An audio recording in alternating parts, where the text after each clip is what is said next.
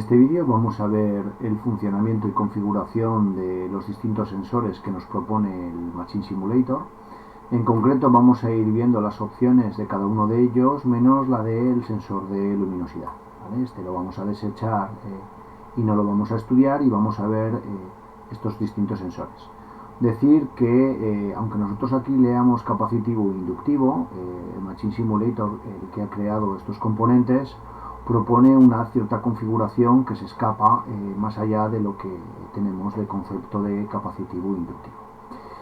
Para ello hemos echado en una cinta transportadora todos estos elementos y vamos a ver cómo van a ir detectando a medida que un objeto pasa por ellos. Vamos a empezar con el capacitivo, y del capacitivo vamos a decir que propone dos señales, una señal digital de entrada y una señal analógica de entrada.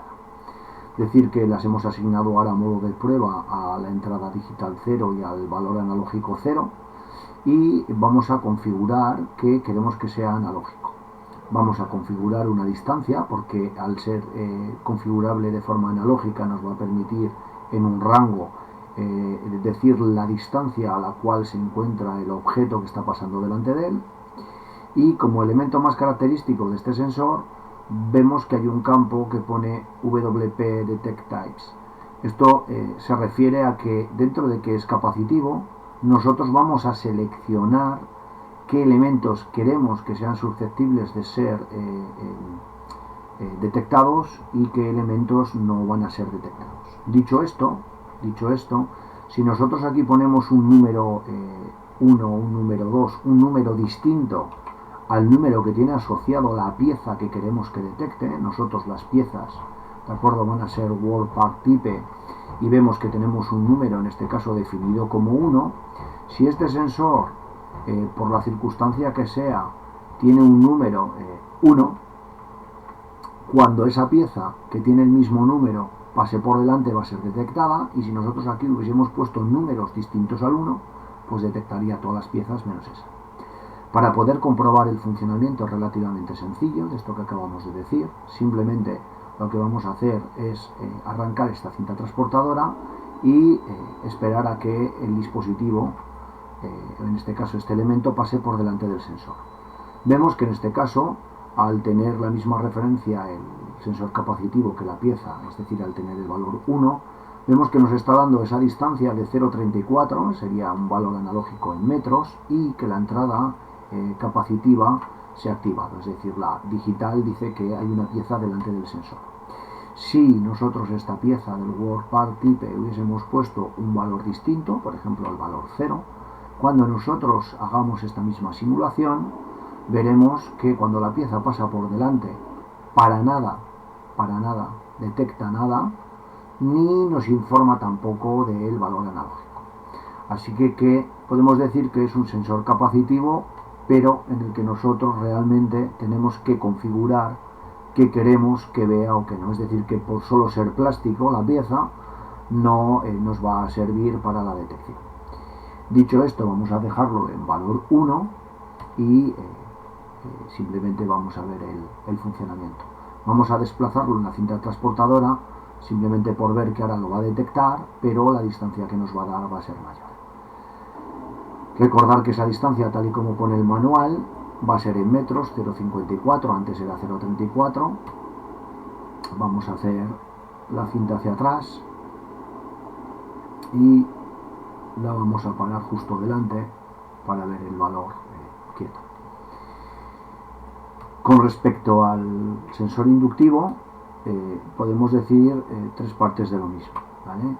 Tenemos dos señales, este sensor inductivo tiene dos señales, que las hemos cableado tanto en la entrada analógica 1, porque también mide distancia, y en la entrada del PLC1, y esa distancia simplemente la hemos configurado en 1 metro, en la anterior la habíamos configurado en 2. Este sensor, a diferencia de el capacitivo, nos va a detectar todo lo que pase por delante del sensor. Es decir, que no tiene, como en el capacitivo, la forma de seleccionar qué piezas queremos detectar o no.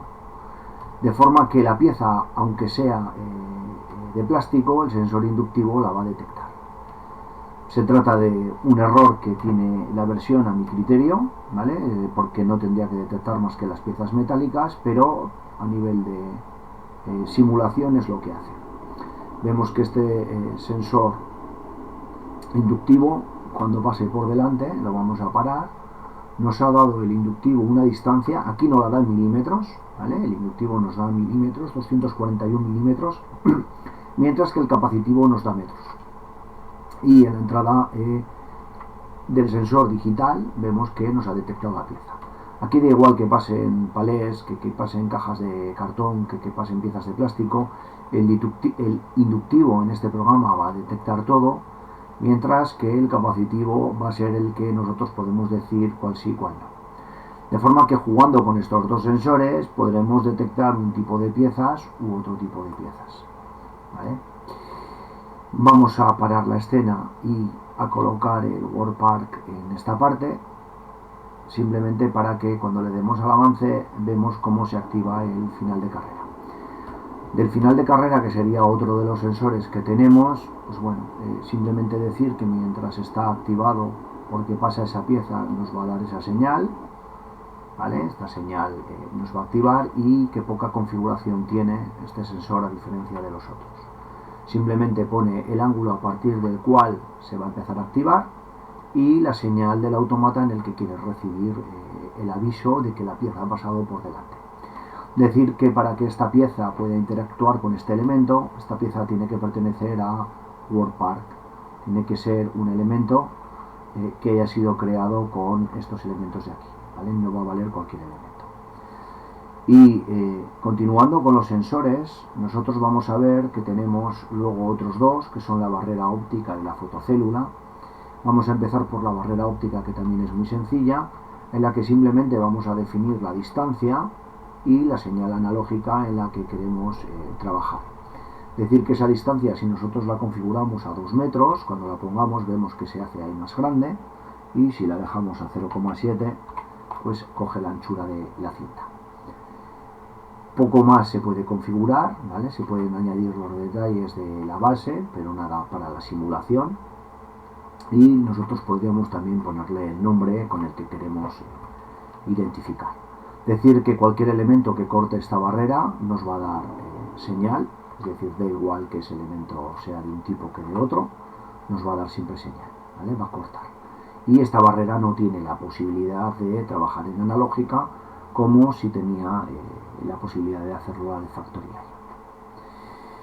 Con respecto al último elemento, que sería la fotocélula, esta fotocélula, decir que también simplemente tiene la configuración de la distancia que queremos detectar, tiene la posibilidad de poner un reflector o no, aquí hemos puesto la posibilidad de que tenga un espejo, y podemos decir que ese reflector esté un poquitín más cerca que lo que es el arco de la distancia para que la detección sea correcta.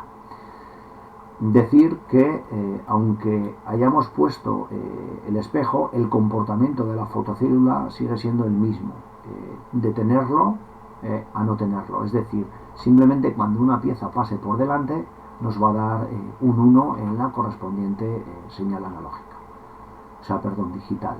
Voy a hacer que la cinta avance y llegue, porque nos puede llevar a engaño que al tenerlo como barrera, al tener un espejo, nos esté dando una señal permanente de un 1, y cuando la pieza lo corte nos dé un 0, ¿vale? Entonces vemos que realmente no lo hace así.